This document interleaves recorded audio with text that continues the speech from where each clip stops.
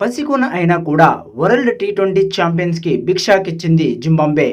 ఊహించని విధంగా మొదటి టీ20 మ్యాచ్లోనే అద్భుత విజయం సాధించి అందరినీ ఆశ్చర్యపరిచింది. బలమైన బ్యాటింగ్ ఉన్న టీమిండియా బ్యాటర్లను మొదటి మ్యాచ్లో కుప్పకూల్చిన విధానానికి ప్రశంసలు కురుస్తున్నాయి. ఇదే జోరుతో సిరీస్లో ముందుకు వెళ్లాలని జింబాబ్వే ప్లాన్ చేస్తోంది. ఇప్పటికే 5 మ్యాచ్ల సిరీస్లో మొదటి మ్యాచ్లో గెలిచి ముందంజలో ఉన్న జింబాబ్వే తన రెండో మ్యాచ్ కోసం సిద్ధమైంది.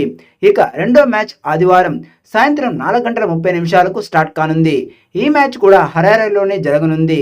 ఇక ఈ మ్యాచ్కి జింబాబ్వే తుది జట్టు చూస్తే Tadiwanashe Marumani, Innocent Kaia, Brian Bennett, Sikandar Raza, Dion Myers, Jonathan Campbell, Clive Madande, Wessly Madhevere, Luke Jongwe, Blessing Muzarabani, Tendai Chatara ఉండే అవకాశం ఉంది. రెండో మ్యాచ్లో కూడా టాస్ గెలిస్తే జింబాబ్వే మొదట బ్యాటింగ్ చేసే అవకాశం ఉంది. మొదట బ్యాటింగ్ చేసి ఒక మోస్తరు స్కోర్ చేసినా కూడా ఆ తర్వాత తమకున్న అద్భుత బౌలింగ్తో టీమిండియాను కట్టడి చేయొచ్చని ఆ జట్టు భావిస్తోంది. చేజింగ్లో టార్గెట్ని ఛేదించడం అంత సులభం కాదు. పైగా టీమిండియా మొదటి మ్యాచ్లో ఓడిపోయిన నిరాశలో ఉన్నారు. కాబట్టి ఫస్ట్ బ్యాటింగ్ చేసి కనీసం 120-130 పరుగులు చేస్తే ఆ తర్వాత భారత్ జట్టును కట్టడి చేయడానికి జింబాబ్వే బౌలర్కి మరింత సులభమవుతుంది.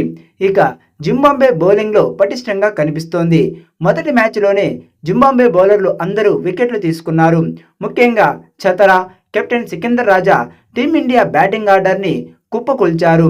కాబట్టి రెండో మ్యాచ్లో కూడా తమ బౌలింగ్ సత్తాను జింబాబ్వే చాటాలని చూస్తోంది. బ్యాటింగ్లో కూడా కనీస స్కోర్ చేసే విధంగా కనిపిస్తోంది.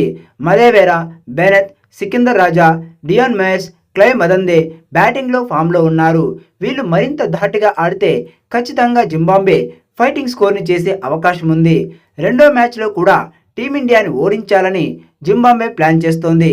మరి జింబాబ్వేను ఇండియా ఎలా ఎదుర్కొంటుంది అన్నది ఆసక్తికరంగా మారింది. ముఖ్యంగా కెప్టెన్ గిల్కి ఇది సవాల్ లాంటిది.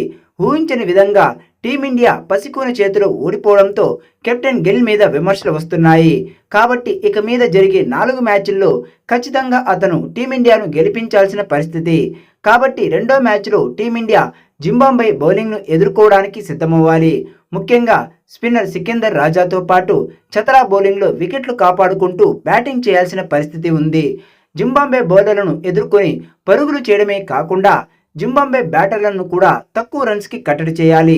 బౌలింగ్లో టీమిండియా దూకుడును చూపించాల్సిన అవసరం ఉంది. మొదటి మ్యాచ్లో 90 పరుగులకే 9 వికెట్లు తీసిన టీమిండియా బౌలర్లు ఆ తర్వాత 25 పరుగులు సమర్పించుకున్నారు.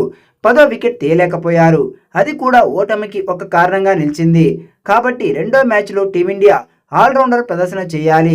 బౌలింగ్, బ్యాటింగ్ అలాగే ఫీల్డింగ్లో కూడా ఆల్రౌండర్ ప్రదర్శన చేస్తేనే విజయం దక్కే అవకాశం ఉంది.